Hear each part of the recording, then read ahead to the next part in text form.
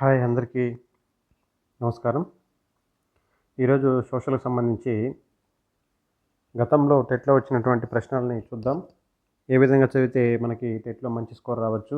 అదేవిధంగా టెట్‌ని ఆధారం చేసుకొని డీఎస్సీలో ఏ విధంగా చదవాలనేది చూద్దాం. ఇక్కడ కొన్ని ప్రశ్నలు ఇచ్చారు. ఆ ప్రశ్నలు చూద్దాం. భారతదేశంలో అగ్నిపర్వత మూలానికి చెందిన అతి ప్రాచీన పీఠభూమి. అగ్నిపర్వత మూలానికి వాల్కనిక్ ఆరిజిన్ ప్లేటు వచ్చేసరికి దక్కన్ ప్లేటు.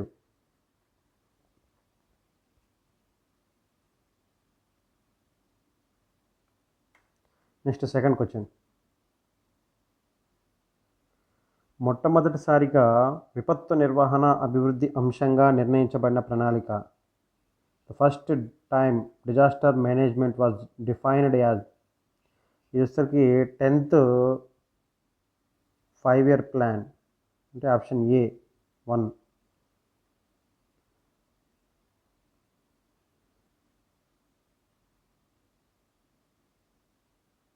నెక్స్ట్, ఈ పక్షి చనిపోయిన జంతువులను తినడం ద్వారా పర్యావరణాన్ని శుద్ధి చేస్తుంది.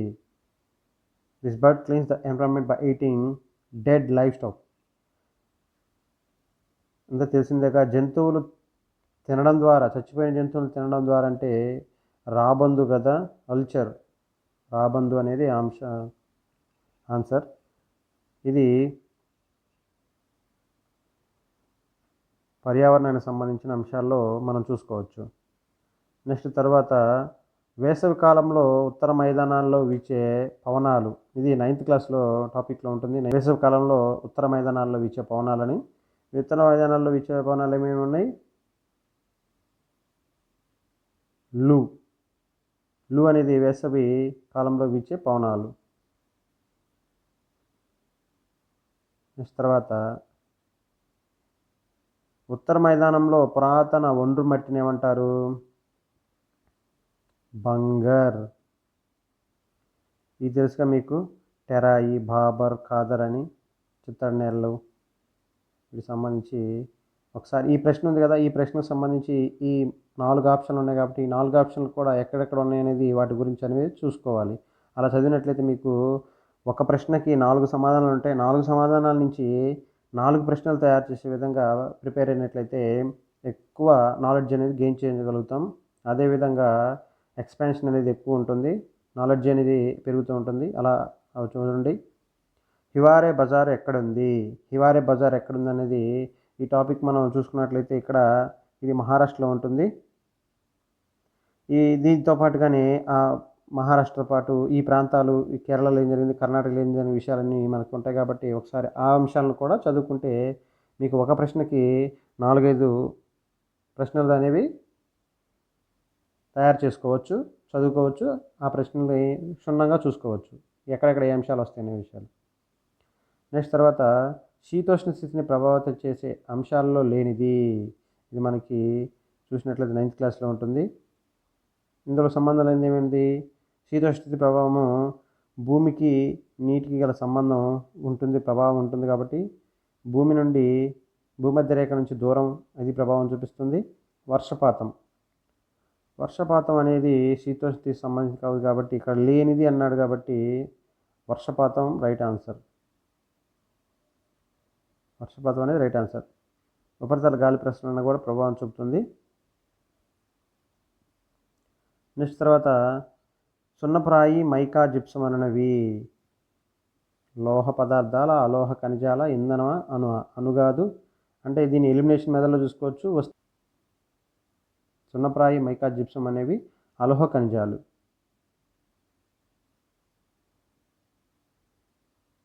మోటార్ వాహనం నడపడానికి కనీస వయో పరిమితి. ఓటు వేయడానికి, మోటార్ వాహనం నడపడానికి. మోటార్ 18 సంవత్సరాలు. సింపుల్గా అట్లా గుర్తుపెట్టుకోవచ్చు. తర్వాత, వస్తు పంపిణీ గొలుసు చూసినట్లయితే వస్తు పంపిణీ గొలుసు అంటే తెలుసుగా మనకి. ఒక వస్తువు తయారు చేయడం, దాన్ని వినియోగదారుకు రావడం మధ్యలో విషయంలో దీన్ని చెప్పుకోవచ్చు. ఫస్ట్ ఉత్పత్తిదారుడు ఉంటాడు. ఫస్ట్ ఉత్పత్తిదారుడు ఎక్కడ ఉందో చూసుకోండి. డైరెక్ట్గా ఫాస్ట్ ఎలిమినేషన్ చూసుకునేటప్పుడు చివరిలో ఉండేది వినియోగదారుడు. వినియోగదారుడు అన్నిట్లో చివరిలో వినియోగదారుడు ఉంది. ఓకే, తీసేయండి. తర్వాత ఫస్ట్ ఉత్పత్తిదారుడు ఉండాలి కదా. ఫస్ట్ ఉత్పత్తిదారుడు 3, 4 ఆప్షన్లు ఉన్నాయి. 3, 4 ఆప్షన్లు ఉన్నాయి.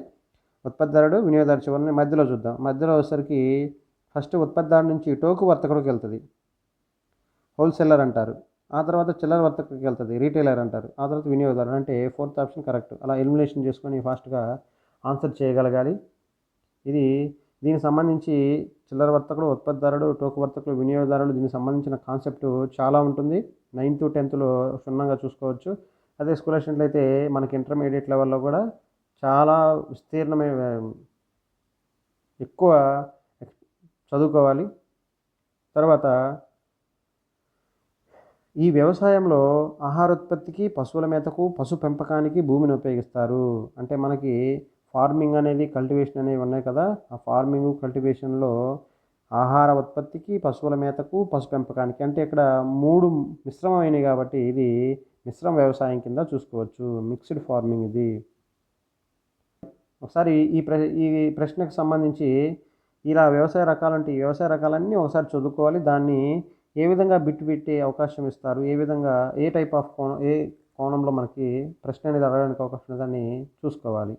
ఆ తర్వాత TISCO, Tata iron and steel company started in year. ఇది ఏ సంవత్సరంలో స్థాపించారు అని అంటే మనకి గుర్తుపెట్టుకోవాలి, 1907. టిస్కో 1907. టిస్కో అంటే ఎప్పుడు గుర్తుపెట్టుకోవాలి, 1907 కాబట్టి టీ అనేది ఇలా స్టార్ట్ అవుతుందని నేనైతే ఇలా గుర్తుపెట్టాను. టిస్కో 7 ఉంది కదా, 1907 7 అనేది చాలాసార్లు అడుగుతుంది. ఇది ఏపీఎస్సి గ్రూప్స్ ఎగ్జామ్స్లో కూడా దీన్ని అడుగుతాడు కాబట్టి ఇలా గుర్తుపెట్టుకోండి. 1907లో ప్రారంభించిన సంవత్సరం. నెక్స్ట్ తర్వాత జనాభా మార్పునకు ఇది ప్రధాన ప్రక్రియ కాదు. పాపులేషన్ చేంజ్, జనాభా మారుతుంటుంది కదా, ఇది మరణాల రేటు అనేది జనాభా ప్రక్రియలో మార్పు అవుతుంది. వలసలు అనేవి మార్పు అవుతాయి. విపత్తులు అనేవి మార్పు రాదు. విపత్తులు అనేది ప్రక్రియ కాదు కాబట్టి ఆన్సర్ విపత్తులు. జననాల రేటు కూడా జనాభా మార్పుకు ప్రక్రియే కాబట్టి ఆన్సర్ వచ్చేసరికి విపత్తు. దీనికి సంబంధించి మనకి 10th క్లాస్ అంశాల్లో చూసుకోవచ్చు. తర్వాత దేశాల వర్గీకరించడానికి ప్రపంచ బ్యాంకు ఉపయోగించే సూచిక, అంటే దేశాలని మనకి 3 రకాల 4 రకాల ఆదాయాలను బట్టి విభజించింది కాబట్టి అది ఏ ప్రాసెస్ అనేది చూసినట్లయితే పర్ క్యాపిటా ఇన్కమ్ అంటే తలసరి ఆదాయం ఆధారంగా చేసుకునే కదా దేశాలను వర్గీకరించింది. అభివృద్ధి చెందిన, చెందుతున్న, అభివృద్ధి చెందని, ఇలా 3 టైప్స్ ఉంటాయి కదా. ఆ 3 టైప్స్ ఆఫ్ ఇవనేవి తలసరి ఆదాయాన్ని ఆధారం చేసుకుంటాయి. జాతీయ ఆదాయము, తలసరి ఆదాయం గురించి ఆ కాన్సెప్ట్ జాగ్రత్త చూసుకోవాలి. తర్వాత ఈ క్రింది వాటిలో విమానాశ్రయ నగరం కానిది, ఇది అందరికీ తెలుసు. ఢిల్లీలో ఉంది, హైదరాబాద్ ఉంది, బెంగళూరులో ఉంది, విజయవాడలో లేదు. ఇక్కడ గన్నవరం అని రాసి ఉంటే ఉండేది. గన్నవరం లేదు కాబట్టి అంటే విజయవాడ వేరు, గన్నవరం వేరు. ఆన్సర్ వచ్చేసరికి విజయవాడ. నెక్స్ట్ అంత్యోదయ అన్న యోజన పథకాన్ని ఏ సంవత్సరంలో ప్రారంభించారు? అంత్యోదయ అన్న యోజన ఇది చూసినట్లయితే 2000 సంవత్సరంలో స్థాపించారు. 2002 దాంట్లో ఇనాగ్రేట్ చేశారు కాబట్టి 3, 4 ఆప్షన్లు అనేవి 2 కరెక్ట్ ఆన్సర్లు. 2000 సంవత్సరము, 2002. దీనికి సంబంధించి పేదరికాన్ని కొలవడానికి ఉపయోగించే సామాజిక సూచిక కానిది. పేదరికాన్ని కొలవడానికి ఉపయోగించే సామాజిక సూచిక కానిది. తర్వాత రెండో ఆన్సర్ ఆచార సాంప్రదాయాలు. ఈ ఆచార సాంప్రదాయాలు పేదరికాన్ని సూచిస్తే కాదంటే ఆచార సాంప్రదాయాలు పేదరికాన్ని సూచించవు కదా, కొలవవు కదా, కాబట్టి ఆన్సర్ ఇదే. తర్వాత చూసుకున్నట్లయితే మనకి ఇక్కడ నిరక్షరాస్యత వల్ల పేదరికం పెరుగుతుంది. నిరక్షరాస్యత వల్ల ఉద్యోగ అవకాశాలు లేకపోవడం వల్ల, ఆరోగ్య సంరక్షణ లేకపోవడం వల్ల పేదరికం పెరుగుతుంది కాబట్టి ఆ సాంప్రదాయాలు అనేవి సూచిక కాదు. తర్వాత ఒక దేశం కంటే ఎక్కువ దేశాలలో ఉత్పత్తిని నియంత్రించే సంస్థ. ఒక దేశం కంటే ఎక్కువ దేశాలలో అంటే ఇక్కడే మనకి ఇచ్చాడు. అక్కడ ఏమి ఇచ్చాడంటే ఒక దేశం కంటే ఎక్కువ దేశాలు అంటే మల్టీ అని వస్తుంది. మల్టీనేషనల్ కంపెనీస్ ఇవి. ఉత్పత్తిని నియంత్రించేది. అంటే ప్రొడక్షన్‌ని స్టార్ట్ చేస్తా ప్రొడక్షన్ ఉంటాయి కదా! ఆ ప్రొడక్షన్‌ని ఒక దేశం కంటే ఎక్కువ దేశాల్లో చేసే వాటిని ఎంఎన్‌సీస్ అంటారు. MNCs multinational companies. ఇది 10థ్ క్లాస్‌లోది కాన్సెప్ట్ జాగ్రత్తగా దీనికి సంబంధించి చూసుకోవాలి. ఇక్కడ మనకి ఈ బహుళజాతి సంస్థల గురించి చాలా సార్లు బిట్లు అడుగుతున్నారు కాబట్టి ఆ అంశం పైన కాన్సెప్ట్ పైన గ్రిప్ తెచ్చుకోవాలి. నెక్స్ట్ స్థిర లేదా భౌతిక పెట్టుబడి అనేది స్థిర లేక భౌతిక ఫిక్స్డ్ క్యాపిటల్ ఈజ్ ఇక్కడ ఇచ్చినట్లలో వేతనాలపై వ్యయం అనేవి వేతనాలు మారుతూ ఉంటుంటాయి. ముడిసరుకులు వ్యయం ముడిసరుకులు మారుతూ ఉంటుంటాయి. యంత్రాలపై వ్యయం యంత్రాలపై ఒకసారి పెట్టిన వ్యయం అనేది భౌతిక పెట్టుబడి వస్తుంది మరియు స్థిర పెట్టుబడి అవుతుంది. దాన్ని మనం ఒకసారి పెట్టిన దాన్ని ఇంక మార్చలేం కాబట్టి దాన్ని స్థిర లేక భౌతిక పెట్టుబడిగా భావించవచ్చు. అది మూడోదాని ఆన్సర్.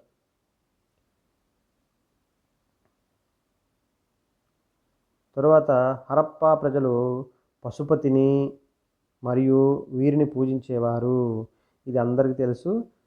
అమ్మ తల్లి పశుపతి అమ్మ తల్లిని పూజించేవాళ్ళు హరప్పా ప్రజలు. తర్వాత మోటుపల్లి శాసనాలు జారీ చేసిన వారు. ఇది మోటుపల్లి శాసనం జారీ చేసిన వారు గణపతి దేవుడు.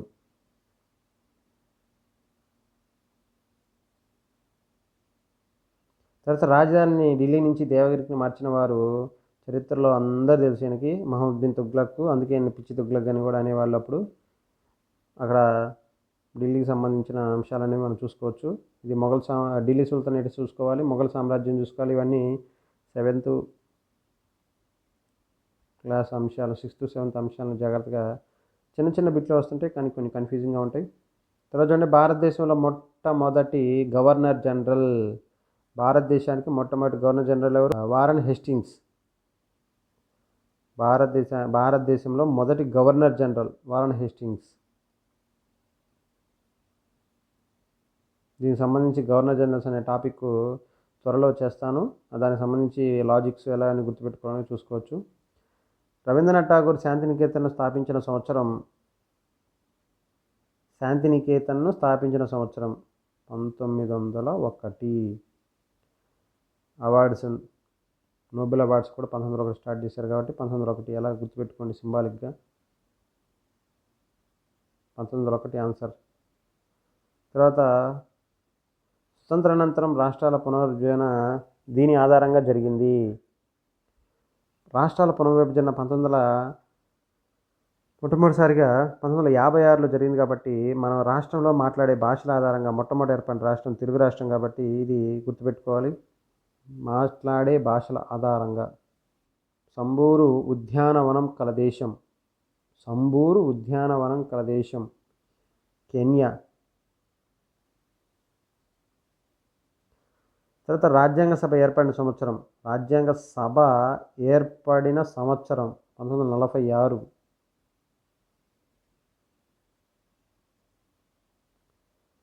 తర్వాత త్రైపాక్షిక కూటమిలో సభ్యదేశం కానిది. త్రైపాక్షిక కూటమి అంటే ట్రిపుల్ అలయన్స్ జరిగింది కదా, ఇందులో ఫ్రాన్స్ అనేది ఉండదు. తర్వాత ఈ క్రింది వారిలో పర్యావరణవేత్త ఎవరవుతారు? కెన్సారో వివా అయిన పర్యావరణవేత్త. తర్వాత అంతర్జాతీయ న్యాయస్థానం ఎక్కడ కలదు? ఇది అందరికీ తెలిసి నోట్లో నానిందే, ది హేగ్.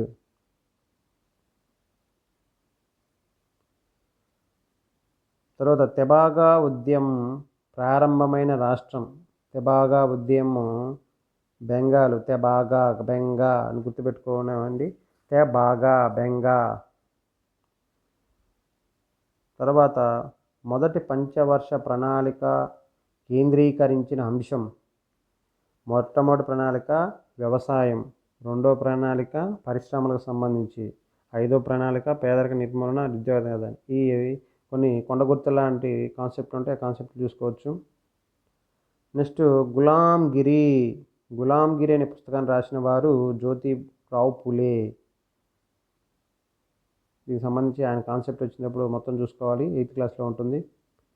8th క్లాస్లో కొంతమంది నాయకులు, కొంతమంది సంఘ సంస్కర్తల పేర్లు ఉంటాయి, చూసుకోవాలి. ఔషధ ప్రయోజనాల కొరకు ఆదివాసికులు ఉపయోగించే వృక్ష జాతుల సంఖ్య 8,000. తర్వాత ఈ నిబంధన ద్వారా అంటరానితనాన్ని నిషేధించబడింది. ఆర్టికల్ 17 కదా, ఈ ఆర్టికల్ తెలుసు కదా, 15, 19, 21. ఈ ఆర్టికల్, ప్రతి ఆర్టికల్ చూసుకోవాలి. తర్వాత రాజ్యాంగ సభకు ప్రాతినిధ్యం వహించిన ఎస్సీ కులాలకు చెందిన సభ్యులు, షెడ్యూల్డ్ కులాలు, షెడ్యూల్డ్ క్యాస్ట్లు అంటారు వీటిని. ఎంతమంది? 26. గుర్తుపెట్టుకోవాలి, ఇది 26.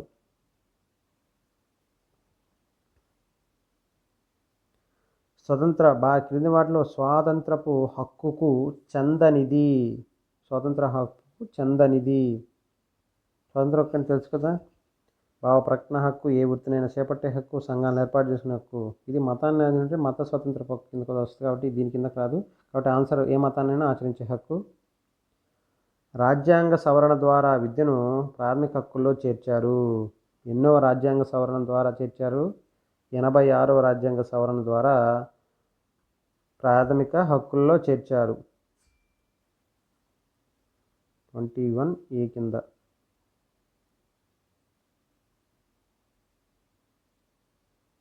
తర్వాత గ్లాస్నోస్ట్ అనేది తెలుసు కదా మీకు. గోర్బచేవ్ సంస్కరణ అవుతుంది గ్లాస్నోస్ట్ అనేది. దీనికి సంబంధించి ప్రతి అంశాన్ని చూసుకోండి. రష్యా అధ్యక్షుడు, రష్యా నగరం, బాంబులకు సంబంధించి ఉంటుంది. తర్వాత 1977లో పశ్చిమ బెంగాల్ అసెంబ్లీ ఎన్నికల్లో వామపక్ష కూటమి నినాదం ఏమి ఇచ్చారు? దున్నేవాడిదే భూమి. 1977లో పశ్చిమ బెంగాల్ ఇచ్చారు కదా, దున్నేవాడిదే భూమి. తర్వాత హైకోర్టు ప్రధాన న్యాయమూర్తి పదవీ విరమణ వయస్సు. హైకోర్టు ప్రధాన న్యాయమూర్తి పదవీ విరమణ వయసు 62 సంవత్సరాలు. తర్వాత 4 ఈశాన్య రాష్ట్రాలు కలిపి ఉన్న హైకోర్టు ఇక్కడ ఉన్నది. గౌహతి, అస్సాంలో ఉందమ్మా ఇది. తర్వాత అర్బన్ వాటర్ కమిషన్ ప్రకారం పట్టణ ప్రాంతంలో ప్రతి వ్యక్తికి రోజుకి అవసరమైన నీరు లీటర్లలో ఎన్ని లీటర్లు అవసరం అవుతాయంట? రోజుకి 135 లీటర్లు. 135 లీటర్ల నీళ్ళు అవసరం అంట ప్రతి వ్యక్తికి రోజుకి. ఈ టేబుల్ ఉంది, ఆ టేబుల్ సంబంధించి మనం ఏ ముందున లైట్ తీసుకుంటాం, కానీ అలాంటి నుంచే ప్రశ్నలు అడుగుతున్నారు. ప్రత్తిని మొదటిసారిగా పండించిన వారు ఎవరు? సింధు ప్రజలు. కన్ఫ్యూజ్ అవుతారు, చైనీలు అనుకుంటారు. తర్వాత భారత సనాతన ధర్మంలో వీరిని గొప్ప సంఘ సంస్కర్తగా భావిస్తారు. ఎవరిని? ఆది శంకరాచార్యులు.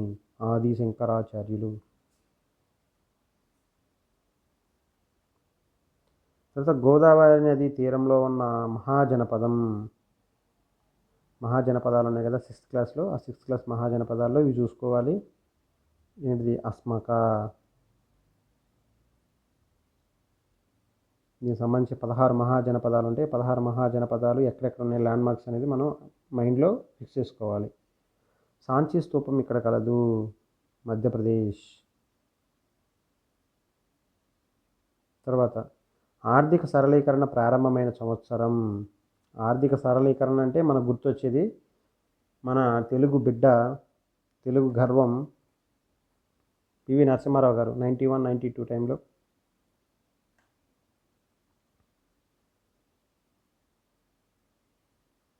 ఆ తర్వాత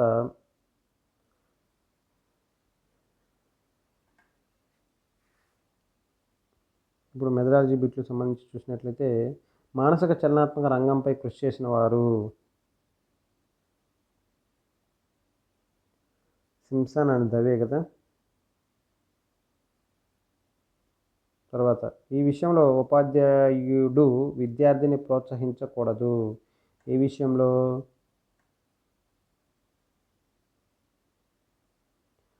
ఆధారపడే స్వభావంలో ప్రోత్సహించకూడదు. డిపెండింగ్ నేచర్ అనేది ఇవ్వకూడదు ఉపాధ్యాయుడు అనేవాడు విద్యార్థికి ఎప్పుడు. బోధనా స్థాయిల వారీగా వర్గీకరణ చేసి బోధించాలని సూచించిన వారు ఎన్సిఎఫ్ 2005 వారు. బోధనా స్థాయిల వారీగా చూసుకోవాలి ఎవరెవరికి ఏ విధంగా బోధించాలని. తర్వాత సాంఘిక శాస్త్ర అధ్యయనం తర్వాత వచ్చే ఫలితాలు ఎప్పుడూ విలువలే ఉంటాయి. సాంఘిక అంశాల్లో విలువలే ఉంటాయి.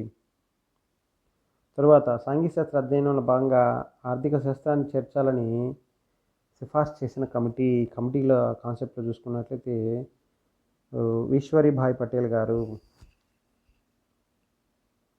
తర్వాత జాన్ డ్యూయి ప్రకారం సమస్య పరిష్కార పద్ధతిలోని సోపానాల సంఖ్య ఎన్ని ఉంటాయి? 4 ఉంటాయి.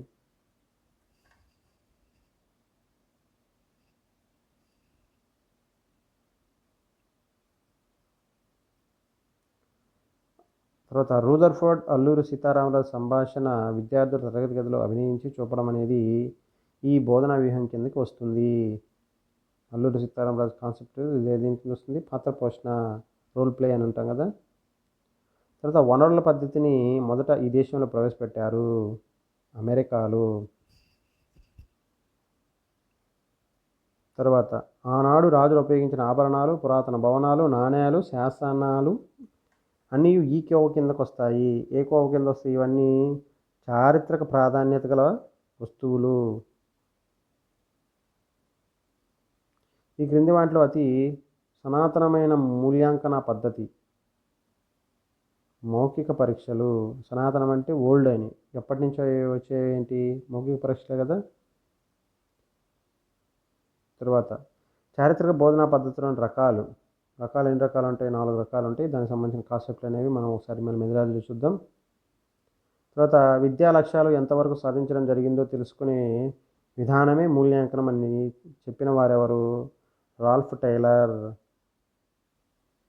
విద్యా లక్ష్యాలు ఎంతవరకు సాధించడం జరిగిందో తెలుసుకునే విధానం సాధించడం టైలర్ గుర్తుపెట్టుకోవాలి. ఇలా ఈ విధంగా ఈ సోషల్ స్టడీస్ సంబంధించినటువంటి కాంటెంట్ మెథడాలజీ అనేవి చూసాము.